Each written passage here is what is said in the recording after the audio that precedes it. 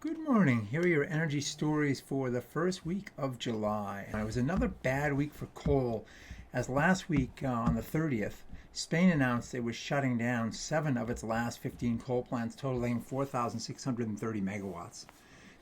4 additional coal units, totaling another 3,092 megawatts, have also filed to shut down. Although coal only represented 1.4% of Spain's power mix in May and less than 5% of all electricity generated in 2019. The news wasn't so good for gas last week either. At a virtual keynote before the pandemic in front of regulators, I had predicted that if they were going to approve any new gas-fired gen, they'd probably be looking at stranded assets within a decade, which wasn't a really hard prediction to make given the pace of change, how fast it's occurring. But last week, even I was surprised a bit by 4 utilities in 3 states announcing plans to move straight from coal plants right over to renewables and batteries without using gas as a bridge fuel. Of course, these 4 utilities were all located in places where the best free fuel, solar energy, is abundant.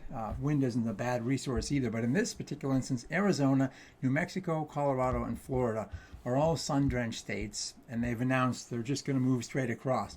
As the cost of solar installations and storage continue to fall, this dynamic will start to push north like an inexorable sustainable army, if you will. So in less sun-abundant states, as the costs fall, the same dynamic probably begins to obtain, and certainly with wind, we'll see around the spine of the United States similar announcements being made.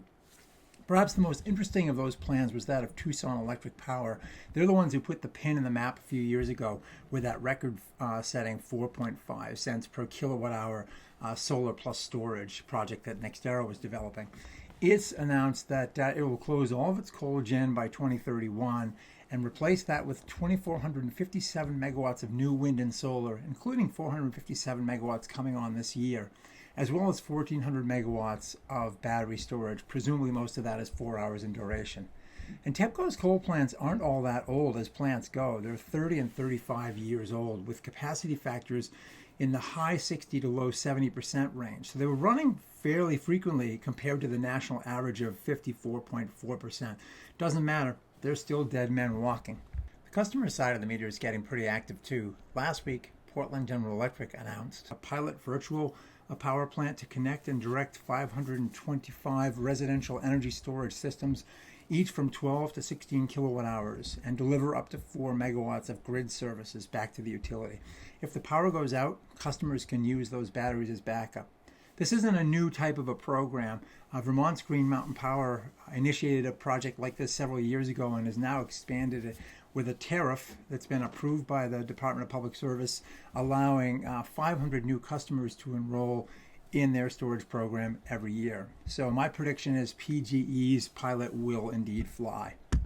And then Shell announced last week that it's taking a $22 billion haircut, I finally got one as well, of its assets in Q2, commenting that because of COVID, the refining asset valuation updates reflect, quote, Shell's strategy to reshape and focus its refining portfolio to support the decarbonization of its energy mix, leveraging assets and value chains in key markets.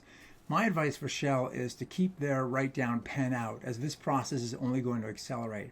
Atmospheric chemistry is, at the end of the day, an unforgiving tyrant to which all hydrocarbon companies eventually succumb as the rest of the world changes and demand for their products continues to decline. Each new EV sale, by the way, will take roughly 475 gallons of gas consumption out of the picture every single year. So as I said before, Shell might want to keep its write-down pen out. Thanks for watching. We will see you next week.